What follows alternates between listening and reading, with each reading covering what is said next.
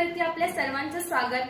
आपण पाहत आहात बिग टीव्ही मराठी। मी तृप्ती कदम। पाहूया आजच्या ठळक घडामोडी। राष्ट्रवादी काँग्रेस पार्टीच्या नवनिर्वाचित जिल्हा परिषद सदस्यांची आज या ठिकाणी बैठक होती। जिल्ह्याचे आमचे ज्येष्ठ नेते पक्षाचे घोरपडे सरकार आणि नाईक साहेबांच्या उपस्थितीमध्ये, त्याचबरोबर राजेंद्रांना देशमुख, संजय काका, युवा मोर्चाचे अनिल पाटील या सगळ्यांच्या उपस्थितीमध्ये आज बैठक पार पडली।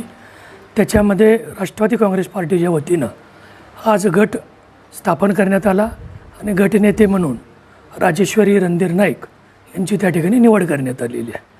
त्याचबरोबर आमच्या मोरेताई यांची या ठिकाणी पक्षप्रधान म्हणून निवड करण्यात आलेली आहे आणि विनायकजी मासाळ यांची उपनेते म्हणून निवड करण्यात आलेली आहे।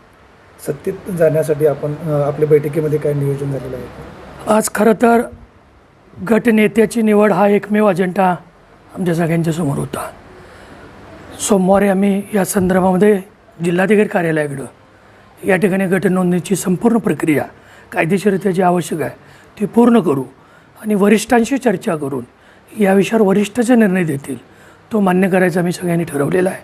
त्यांच्याशी चर्चा करायला आम्ही वेळ घेतो आहे आणि त्यांच्या आदेशानुसार पुढील सर्व गोष्टी पार पाडल्या जातात। पालकमंत्री चंद्रकांत पाटील यांनी सांगितलेलं आहे की व्हीप सगळ्यांना काढणार आहे आणि व्हीप तो सगळ्यांना लागू राहणार आहे। तुम्हाला राष्ट्रवादीला भाजप ग्रहित धरून या ठिकाणी भाजपचा महापौर होईल, अध्यक्ष होईल, जिल्हा परिषद अध्यक्ष। ज्या दिवशी निकाल लागला त्याच्या दुसऱ्या दिवशी आमच्या पक्षाच्या वतीनं भूमिका मांडताना मी असेल, संजय काका असतील, नाईकसाहेब असतील, घोरपडे साहेब असतील किंवा राजेंद्रांना असतील, या सगळ्यांनी एकमेव गोष्ट त्या ठिकाणी मागितलेली आहे। 1.25 वर्ष त्या ठिकाणी जिल्हा परिषदचं अध्यक्षपद आमच्या राष्ट्रवादी काँग्रेस पार्टीच्या नवनिर्वाचित सदस्यांच्यापैकी एकाला मिळावं अशी अपेक्षा आमच्या सगळ्यांची आहे।